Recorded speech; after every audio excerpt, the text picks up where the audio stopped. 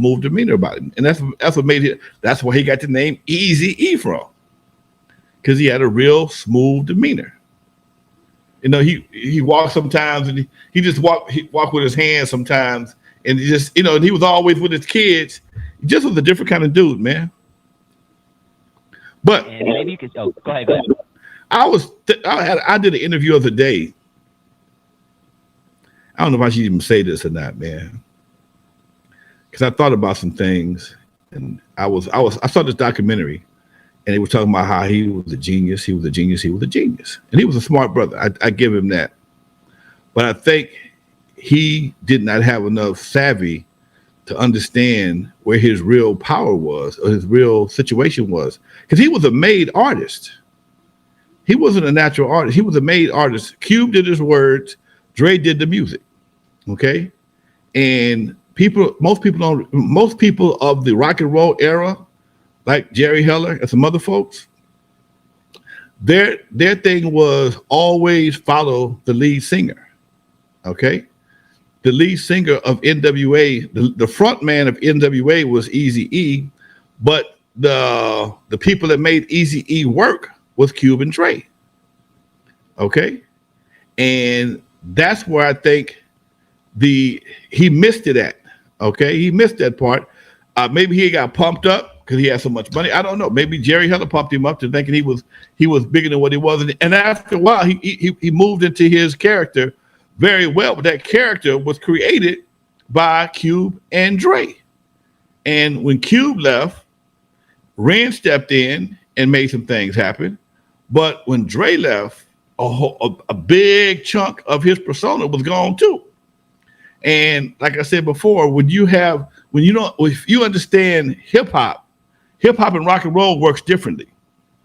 Rock and roll, you can get some more musicians to play behind you. If you are David Lee Roth or Beyonce or anybody else who's ever gone solo, because you're an artist and your sound is predicated on somebody else doing what they do.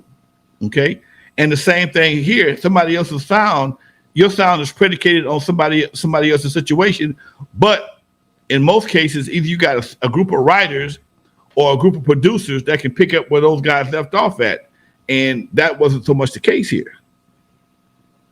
His situation was solely based on Dre's music and Cube's words, which made him that dude that everybody fell in love with. And when I don't think Jerry allowed him to recognize that. I think he pumped him up a little bit too high, to where when it came to making the whole premise of Ruthless Records was for Dre, Cube, Yella, and Eazy to all be partners. That's right. You mentioned that before. That was the premise. That was the get down. They was going to be partners in that shit. And at some point in time, the shit shifted. They became employees.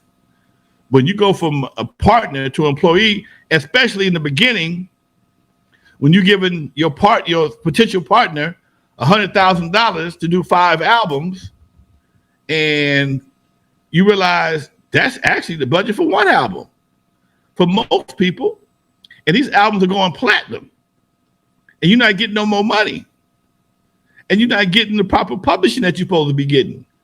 So then you realize, damn, I thought we was boys. And that pisses you off, and I understand that.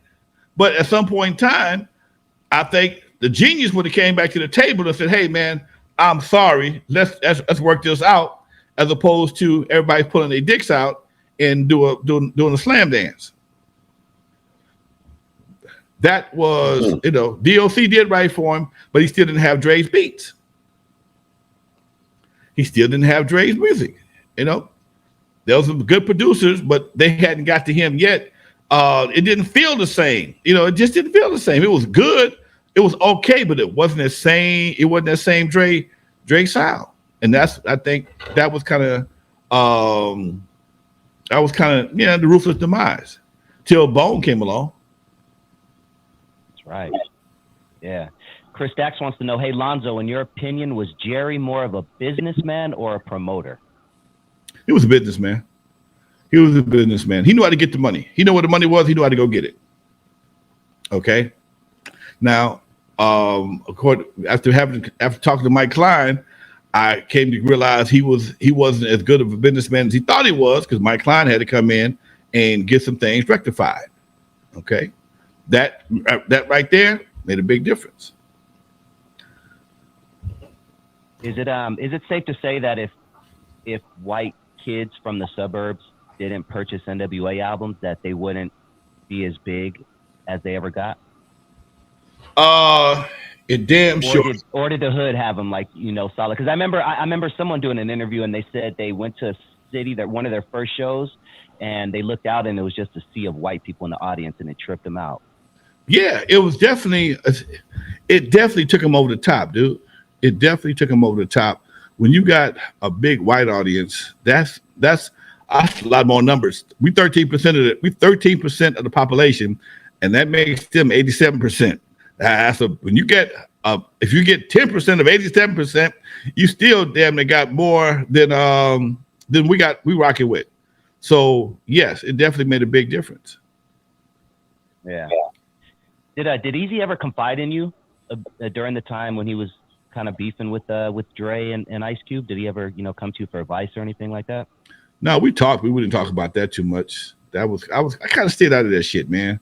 You know, you got too many homies. I did my dirt. Okay, I was asking some shit when they was beefing, but I didn't really get in that shit too much, man. I tried to stay out of that shit because I knew at some point in time it's gonna get back together again. They were too tight. You know, that's like when you side with your girl, your homeboy and his girl get into it, and you cool with both of them. You say something supporting your homeboy, all of a sudden they get back together, and you the bad guy. Oh fuck no.